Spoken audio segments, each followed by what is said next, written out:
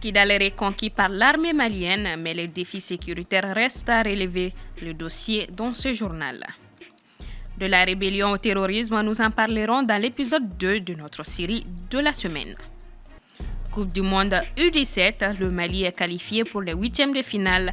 Les Aiglonnais se sont imposés 5-1 face au Canada. Ravi de vous retrouver, mesdames et messieurs, bonsoir, bienvenue aux informations. Après l'entrée des FAMA dans la ville de Kidal, une grande étape a été franchie, mais plusieurs défis sécuritaires demeurent pour l'armée dans cette région, en premier, mais aussi dans le reste du Mali. Paul Yapinguesson. La reprise de la ville de Kidal est une victoire importante, mais pas la fin de la guerre. Loin de là s'accordent les observateurs. Les combattants de la SEMA seraient encore dans les alentours de la ville. Certains les situent près des massifs montagneux. Comme après la prise d'Anéfis, les FAMA sont sur la garde et déterminés selon l'état-major à contrer toute offensive ou action de harcèlement de la part de la SEMA, qui joue sa survie. Au-delà de l'équation SEMA, qu'il va falloir toujours résoudre, les FAMA doivent également continuer la mission de sécurisation du pays, notamment face au gym Diag Agalit, très mobile.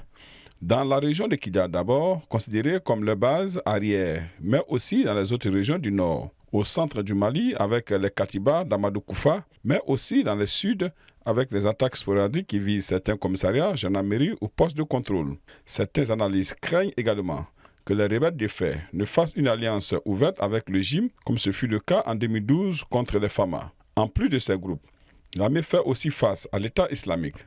Des opérations ont été menées il y a quelques semaines dans la région de Ménaka pour affaiblir le groupe terroriste. La volonté des présidents de la transition du Mali, du Burkina Faso et du Niger, à travers l'Alliance des États du Sahel, est de lutter efficacement contre ces groupes terroristes. La prise de Kidal donne un nouvel élan aux FAMA et elle pourrait permettre de définir une nouvelle architecture sur le plan sécuritaire. De la période des revendications séparatistes au terrorisme, c'est le second épisode de notre série intitulée Kidal, fief de la rébellion. Soumaïla Fani. Créé en 2010 en tant que mouvement pacifique, le mouvement national de l'Azawad, devenu mouvement national de libération de l'Azawad MNLA, est un des principaux instigateurs de la crise sécuritaire en cours, alimentée par des revendications séparatistes. C'est après les événements de la Libye, quand certains groupes sont rentrés, qu'un troisième groupe leur a prêté a dit bon, nous sommes le bras armé du MNA, et ils ont transformé le MNA en MNLA. Et moi, jour pour jour après, moi, en tant que président de la cellule de crise au nom de l'Assemblée nationale, nous sommes partis rencontrer les jeunes du MNLA, y compris les Moussa Agataher, y compris les Aga Sherif, les Bilal et autres. Là, on les a rencontrés dans les grottes à Zakak, au nord de Kidal. On les a rencontrés pour leur dire non, ne faites pas la rébellion, vous allez demander l'indépendance de l'Azawad, ça n'ira pas. Vous allez demander l'indépendance à notre nom, tous au nom des ressortissants du Nord. Nous ne sommes pas d'accord. Et j'étais parti avec la majeure partie des députés du Nord pour leur dire non, vous ne pouvez pas le faire. Il y avait dans notre délégation Al-Rabbas Aguintalla, Mohamed Aguintalla, Bajan Ag Hamadou, tous Touareg, pour dire aux jeunes du MNLA, ne créez pas ça. L'Azawad n'a jamais existé réellement. C'était un groupe de chantage, un groupe de revendication pendant que ce que l'État a donné en termes d'argent aux régions du Nord, c'est énorme. C'est énorme, donc c'était du chantage. Moi, je n'ai jamais accordé de l'importance à ces associations. Et d'ailleurs, au moment de sa création, les autorités à l'époque ne devaient jamais accepter de telles associations se créer sur le territoire national du Mali. En 2012, les MNLA et les terroristes forment une alliance pour combattre l'armée malienne et les chasser du nord du pays. Mais les divergences idéologiques entre indépendantistes et djihadistes brisent rapidement leur alliance. Le problème de Iyad, c'est quoi? Nous, on ne comprend même pas la position de Iyad. Pour la bonne raison que Iyad a délogé les indépendantistes pour devenir le djihadiste. Voilà, le problème de Iyad, c'est ça. Le djihadiste, c'est quoi? Vouloir que le Mali soit un pays 100% musulman en pratiquant la charia, il ne peut pas l'avoir. Il le sait. Il était diplomate du Mali. Donc on ne comprend pas le retournement total de Iyad dont je ne vais pas rappeler le passé. Mais il y a des tétins fonctionnaires maliens, il y a d'Agrandi, il y a d'Afé l'école au Mali, il y a de ce que c'est. Il y a de ce que même ce qu'ils demandent au Mali, ça n'existe même pas en Arabie Saoudite. En 2013, suite à des négociations avec le gouvernement, un accord a permis de tenir l'élection présidentielle dans la région. Mais en 2014, suite à la visite de l'ex-premier ministre Moussa Mara, les affrontements ont permis aux rebelles de reprendre le contrôle de la quasi-totalité de la région. Et la CIEMA, coordination des mouvements de l'Azawad, a vu ainsi le jour. La CIEMA regroupe tout le monde, le HCUA, enfin un melting pot de noms pour regrouper les choses autour d'une personne, les noms autour d'une personne, mais en réalité, qu'est-ce qu'ils sont? Ceux qui ont eu leur part se sont tus, ceux qui n'ont pas eu leur part continuent à revendiquer. L'Azawad, on leur a dit que c'était une utopie de vouloir créer l'Azawad. Kidal, au maire de la CIEMA depuis plus d'une décennie, a été reprise par les FAMA le mardi 14 novembre 2023. Parlons sport, le Mali affronte ce vendredi à Bamako le Tchad pour le premier match des éliminatoires de la Coupe du Monde 2026 avant d'enchaîner 3 jours plus tard, toujours à Bamako, face à la Centrafrique, à Setoumani Koulibaly. Pour les Aigles, l'objectif est clair, 6 points. Tout autre résultat à l'issue des 2 premières rencontres de qualification à la prochaine Coupe du Monde serait une contre-performance. Le Mali affronte ce vendredi le Tchad au stade du 26 mars de Bamako pour lancer sa campagne. Il affrontera 3 jours plus tard, le 20 novembre, la Centrafrique, toujours à domicile. La dernière confrontation entre le Mali et le Tchad remonte à 2019.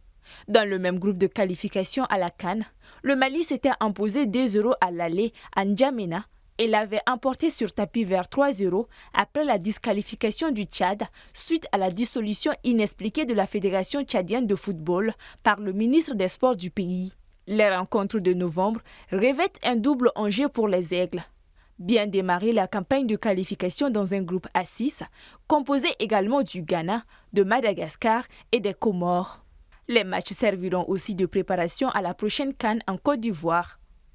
Moins de 2 mois après l'opposition face à la Centrafrique, le Mali fera son entrée en lice à Korogo face à l'Afrique du Sud le 16 janvier 2024.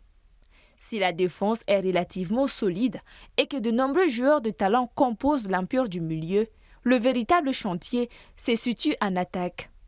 Avec les blessures d'El Bilal Touré, qui est sur la phase de retour, de Sékou Koïta et d'Ibrahima Koné, le sélectionneur Éric Sékouchel a fait appel à Khalifa Koulibaly qui évolue à Kévillé-Rouen en Ligue 2 et fait son retour dans le nid.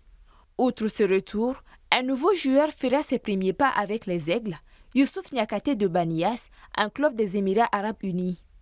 Un choix que le sélectionneur explique par le profil du joueur qui aime prendre la profondeur et est adroit devant les buts. Le sélectionneur devra se passer d'Adamanos Traoré, le joueur de Hull City, ayant dû déclarer forfait à cause d'une lésion musculaire. Le gardien Djigui Diarra est, semble-t-il, également blessé. Coupe du Monde U17, ce jeudi 16 novembre, le Mali s'est imposé 5-1 face au Canada lors de son dernier match pour la phase des poules. Les Aigles du Mali sont donc qualifiés pour la suite de la compétition en Indonésie. Boubacar Essem Maïga. Le Mali est en train de s'illustrer lors de la Coupe du Monde U17 en Indonésie. Lors de leur premier match, les Aiglonnais ont brillamment remporté la victoire avec un score de 3-0 contre l'Ouzbékistan, montrant une performance prometteuse. Cependant, le deuxième match a apporté son lot de défis. Affrontant l'Espagne, le Mali a dû faire face à une adversité accrue après avoir reçu un carton rouge dès la première mi-temps. Malgré une lutte acharnée, l'Espagne a finalement gagné 1-0. Ce jeudi, le Mali a répondu de manière impressionnante. Dans un affrontement crucial contre le Canada, l'équipe a démontré sa détermination en remportant la victoire sur le score de 5-1 avec les buts de Ibrahim Diarra à la 14e minute, Mahmoud Bari 26e minute, Ibrahima Kanaté 73e minute, Hamidou Makalou 77e minute et Ousmane Tchero dans le temps additionnel. Le Canada avait réduit la marque juste avant la mi-temps. Les Aiglonnais ont fait preuve d'une remarquable résilience sur le terrain, assurant ainsi leur place en 8e de finale. 2,4 millions d'électeurs ont été appelés à choisir entre le président sortant George Weah, 57 ans, qui vise un second mandat, et Joseph Boakai, 78 ans. Selon la présidente de la commission électorale, les résultats dépouillés, dont 1315 des 5890 bureaux de vote à travers le pays, Boakai était en tête avec 50,7% des voix. Lors du premier tour organisé le mois dernier, Weah a dévancé son ancien rival par seulement 7126 voix au niveau national. Objectif Kidal validé, c'est la une du journal du Mali cette semaine. Après plusieurs jours de combat, les FAMA sont entrés dans la ville de Kidal, contrôlée depuis plus d'une décennie par le groupe rebelle. À lire également dans ce numéro 449 des articles sur le prochain sommet de la CEDEAO, la contamination de la dengue en hausse et l'objectif 6 points des aigles. À lire et télécharger sur www.journaldumali.com. Bonne lecture à vous, mesdames et messieurs, et merci d'avoir suivi ce journal. À demain, même heure, même plateau. Bonsoir à tous.